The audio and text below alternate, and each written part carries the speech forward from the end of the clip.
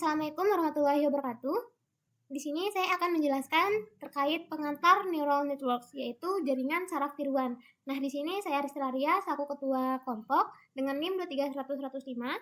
Saya dari kelas A Informatika A, dan berikut adalah link video sumber di mana sumber dari materi yang saya ambil untuk PPT ini. Oke, untuk yang selanjutnya itu, yang pertama ada posisi dan peran neural networks dalam artificial intelligence.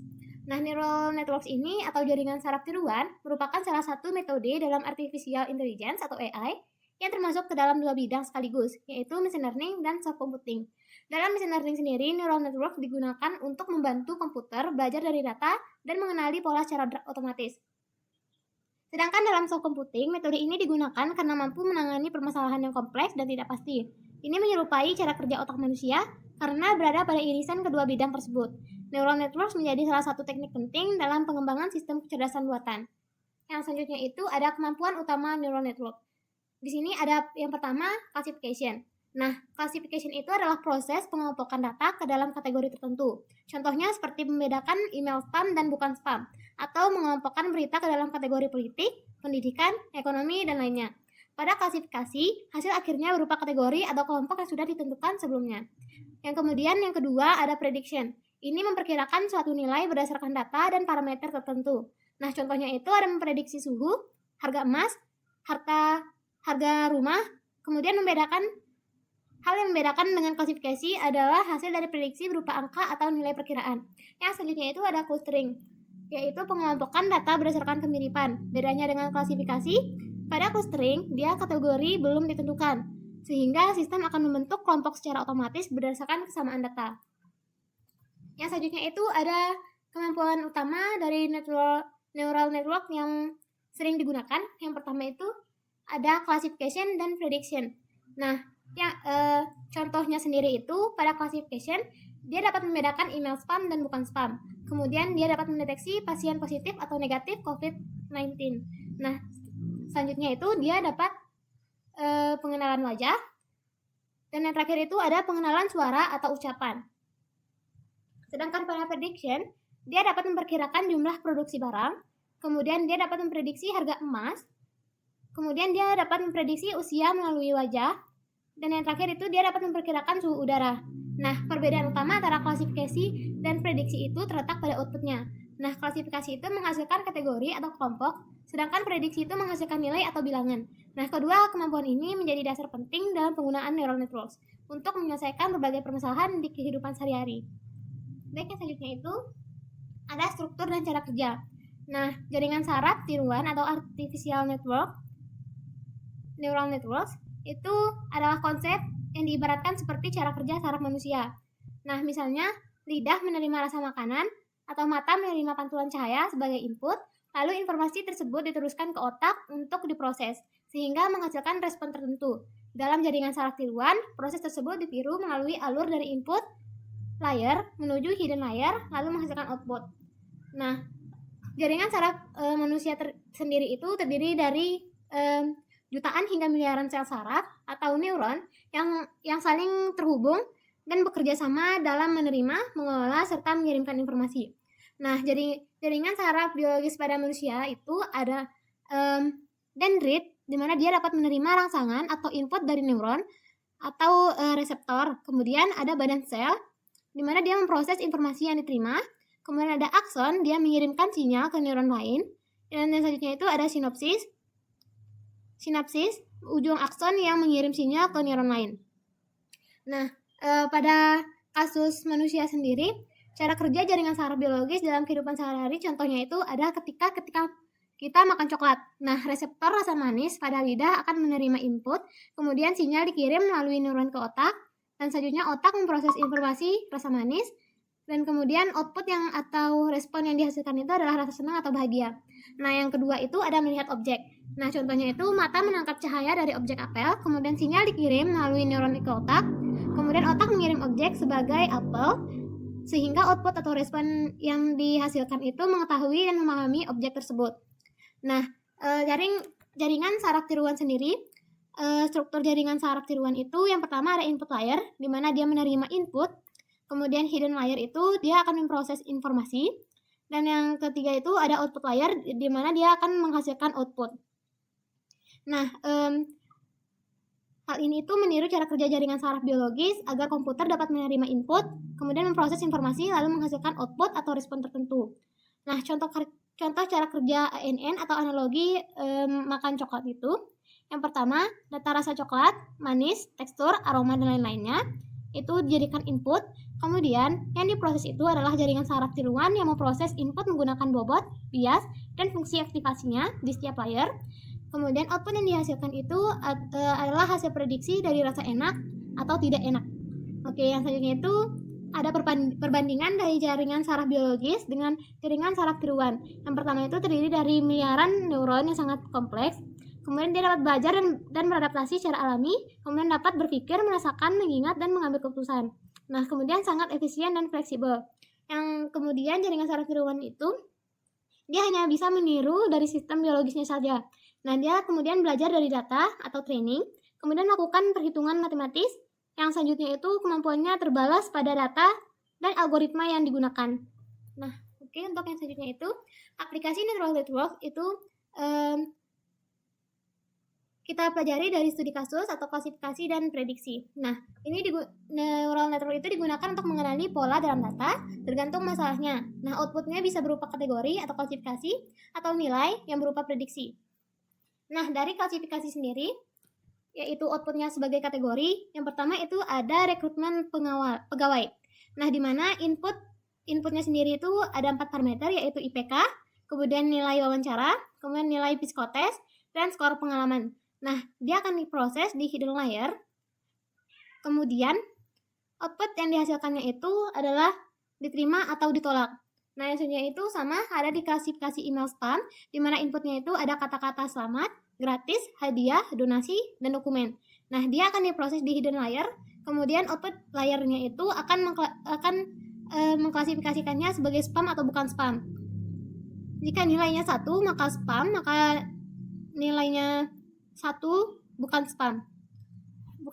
Jika Y1-nya 1 sama dengan spam, jika Y2-nya 1 maka bukan spam.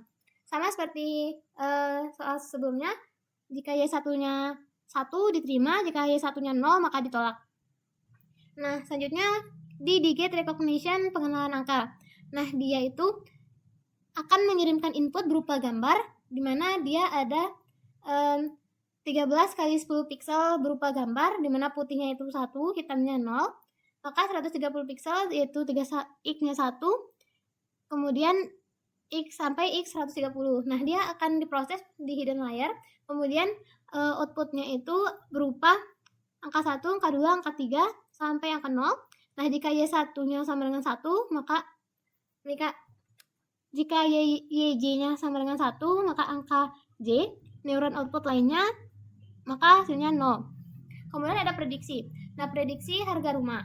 Contohnya itu ada input, dia memiliki 4 parameter, di mana luas tanah, luas rumah, jumlah kamar tidur, dan lokasi. Nah, dia akan diproses di hidden layer. Kemudian output yang dihasilkan itu adalah menormalisasikan harga rumahnya. Kemudian ada prediksi harga emas. Kemudian ada harga T-1 sampai T-N. Dia sama caranya, akan diproses, kemudian outputnya itu dalam berupa angka, yaitu harga emas per gramnya. Yang selanjutnya itu ada elemen neural networks. Nah, elemen neural network itu ada 3, di mana neuron adalah unit dasar pada jaringan saraf tiruan yang digambarkan sebagai lingkaran-lingkaran pada setiap layer, yaitu seperti input neuron dan output neuron. Nah, sedangkan koneksi adalah garis penghubung antar neuron yang berfungsi menyalurkan informasi dari satu neuron ke neuron lainnya. Nah, itu ada bobot. Bobot adalah nilai yang dimiliki setiap koneksi dan menunjukkan seberapa kuat hubungan antar neuron tersebut. Semakin besar nilai bobot, positif atau maupun negatif, maka semakin kuat pengaruh koneksi tersebut. Sebaliknya, jika nilainya mendekati 0, maka pengaruh koneksinya semakin lemah. Nah, contohnya di sini saya ada neuron X1 dan X2, di mana nilai input X1 saya adalah 1 dan nilai input X2 saya adalah min 1. Dan kemudian garis ini tadi adalah koneksi. Nah, dengan nilai bobot X2 koneksi X2 dan Y1-nya adalah min 1, dan nilai bobot dari koneksi X1 dan Y1 itu adalah 2. Nah, kita untuk mencari nilai neuron Y1, kita akan mengkalikan 1 dan nilai bobot 2, dimana hasilnya 2 sama seperti yang X2, kita kalikan dengan nilai bobotnya, yaitu hasilnya 1, dan kita akan menambahkan 2 dan 1, dimana hasilnya 3. Nah, output neural network berada pada rentang 0 sampai 1, maka hasil penjumlahan tadi harus diproses menggunakan fungsi aktivasi. Nah, fungsi aktivasi yang paling sering digunakan adalah fungsi sigmoid. Nah, fungsi ini mengubah nilai hasil perhitungan menjadi nilai dalam rentang 0 hingga 1, bentuk grafik sigmoid menyerupai huruf S. Nah, jadi kita akan memasukkan ini ke dalam rumus sigmoid. Nah, ini adalah rumus sigmoid, kita masukkan, di mana fungsi aktivasi sigmoid Y1 sama dengan 1/1 plus E min X, di mana min X itu adalah nilai dari penambahan ini, kita masukkan, sehingga hasilnya itu ada 0,953. Yang selanjutnya. Yang selanjutnya itu ada elemen neural network, di mana yang pertama masukkan nilai input. Nah, neuron adalah unit dasar pada jaringan saraf tiruan yang digambarkan sebagai lingkaran pada setiap layernya, seperti input neuron dan output neuron. Kemudian kita menghitung nilai pada hidden layernya, di mana kita input akan dikalikan dengan bobot masing-masing, semua hasil dijumlahkan, kemudian hasil diproses dengan fungsi aktivasi sigmoid, kemudian menghitung nilai output layer dengan nilai Z1 dan Z2 dikalikan dengan bobot menuju output. Nah, hasil menjumlahkannya tadi diproses kembali dengan fungsi sigmoid. Nah, untuk menentukan hasil klasifikasinya, jika output kurang dari 0,5, maka akan dibulatkan menjadi 0. Nah, jika outputnya lebih besar dari 5, 0,5, akan dibulatkan menjadi 1. Selanjutnya itu menentukan nilai bobot neural network, di mana neural network belajar dari data dengan mengenali pola dan menyesuaikan bobot pada setiap koneksi agar menghasilkan output yang lebih akurat. Nah, proses pembelajaran dimulai dengan memasukkan data ke jaringan saraf hingga menghasilkan output. Lalu output dibandingkan dengan target untuk mengetahui error atau kesalahan. Nah, error itu digunakan untuk memperbaiki bobot dengan metode backpropagation, yaitu menghitung kesalahan dari output ke hidden layer agar hasil berikutnya lebih mendekati target. Nah, kemudian proses maju dan mundur dilakukan berulang hingga output yang mendekati target. Neural network dapat menemukan bobot optimal dari bobot awal yang acak. Selanjutnya itu ada arsitektur neural network. Nah, di mana ada perceptron, di mana ini adalah arsitektur paling sederhana. Dia hanya ada 2 neuron. Dia hanya ada input layer dan output layer. Biasanya untuk masalah klasifikasi linear sederhana. Kemudian multi-layer perceptron, di mana ada input, hidden, dan output layer, di mana hidden layer berfungsi sebagai jembatan untuk mempelajari pola yang lebih kompleks, kemudian arsitektur yang paling sering digunakan. Kemudian yang selanjutnya ada multi-layer perceptron, di mana ini memiliki 2 atau lebih hidden layer, kemampuan lebih akurat menangkap pola yang kompleks. Kemudian deep neural network atau DNN, dia MLP dengan banyak hidden layer di dalamnya, menjadi dasar dari deep learning modern, seperti CNN, RNN, dan transformer, dan lain-lain. Selanjutnya itu ada recurrent neural networks. Ini adalah koneksi mundur, di mana recurrent dari hidden ke hidden sebelumnya. Ini digunakan untuk data berurutan seperti teks, suara, dan time series. Kemudian yang terakhir itu ada RNN atau varian. Ini banyak variasinya dari many to one, many to many, bidirectional, RNN, LSTM, GRU, dan lain-lain. Untuk kesimpulannya sendiri itu, dari pembahasan ini, bahwa neural network adalah jaringan saraf tiruan, merupakan salah satu metode dalam artificial intelligence yang meniru cara kerja otak manusia untuk belajar dari data, mengenali pola, melakukan klasifikasi, dan membuat prediksi. Neural network bekerja melalui 3 bagian utama, yaitu input layer, hidden layer, dan output layer. Data diproses menggunakan neuron, koneksi, dan bobot. Nilai input akan dikalikan dengan bobot, kemudian dijumlahkan, lalu diproses menggunakan fungsi aktivasi untuk menghasilkan output. Teknologi dapat diterapkan dalam berbagai bidang seperti klasifikasi email spam, rekrutmen pegawai, diagnosa penyakit, pengenalan wajah dan suara, hingga prediksi harga rumah, harga emas, dan suhu udara. Dalam proses pembelajaran learning tadi, neural network akan terus memperbaiki bobot berdasarkan error menggunakan metode backpropagation sampai menghasilkan output yang mendekati target. Selain itu, terdapat beberapa arsitektur neural network seperti perceptron, multilayer perceptron, deep neural network, dan recurrent neural network yang digunakan untuk kebutuhan permasalahan.